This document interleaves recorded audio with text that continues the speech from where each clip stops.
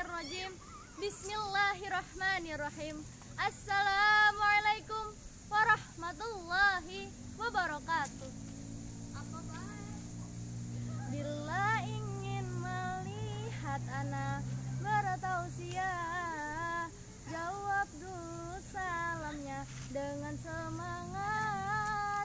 Sekali lagi, assalamualaikum warahmatullahi wabarakatuh.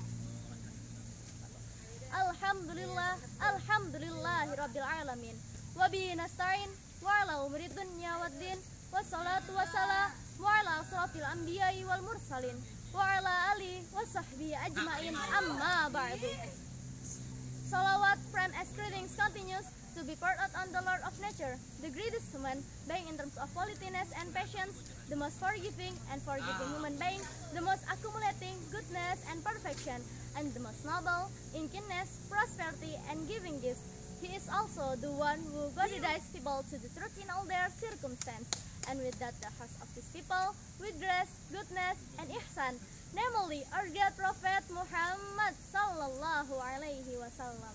Yang saya hormati kepada para dewan juri, dan yang saya hormati kepada para panitia yang selalu bersemangat, serta yang saya hormati kepada para jamaah sekalian. Halo, my name is Feli Permatasari from Tafidul Quran Petik Darul Khair Islamic Boarding School yang akan bertausiah yang berjudul tentang menjauhi larangan Allah Subhanahu wa Ta'ala. Islam adalah agama yang damai. Islam juga memiliki peraturan-peraturan untuk mengatur umat Islam supaya umatnya tidak tersesat di jalan yang tidak benar. Seperti halnya kita harus menjauhi larangan-larangan Allah Subhanahu wa Ta'ala seperti zina, tawuran, narkoba, serta merokok. Mari kita bahas satu persatu. Yang pertama, merokok. Merokok, kalian tahu nggak merokok itu haram? Ya, merokok itu haram. Merokok termasuk dalam kategori melakukan perbuatan khaba'ith. Apa itu khaba'ith? Kotor atau najis yang telah dilarang dalam Al-Quran dalam surat Al-Baqarah ayat 195. A'udzu billahi minasyaitonir rajim. Bismillahirrahmanirrahim. Wa anfiqu fi sabilillahi wa la tulqu bi aydikum ilat tahlukah wa ahsinu innallaha yuhibbul muhsinin.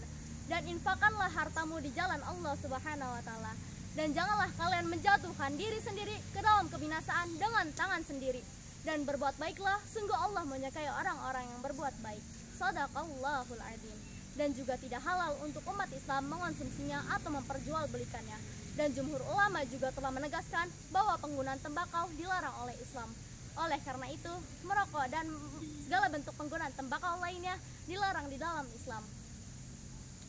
Selain bisa kecanduan merokok, akibatnya nanti juga bisa kecanduan narkoba. Narkoba adalah zat atau obat yang berasal dari tanaman atau bukan tanaman, baik sintetis maupun semi-sintetis. Bahaya narkoba salah satunya adalah depresan. Depresan adalah menekan atau memperlambat sistem saraf pusat sehingga dapat mengurangi fungsional tubuh. Dan hal ini juga telah dilarang dalam surat An-Nisa ayat 29. Bismillahirrahmanirrahim. Ya ayyuhalladzina amanu la ta'kulu amwalakum bainakum bil batil illa takuna tijaratan taradin minkum wala taqtulu anfusakum innallaha kana bikum rahima. Wahai orang-orang yang beriman, janganlah kalian saling memakan harta sesamamu dengan cara yang batil, dan kecuali dalam perdagangan atas dasar suka sama suka di antara kalian, dan janganlah kalian membunuh diri sendiri, sesungguhnya Allah Maha Penyayang padamu. Shadaqallahul adzim.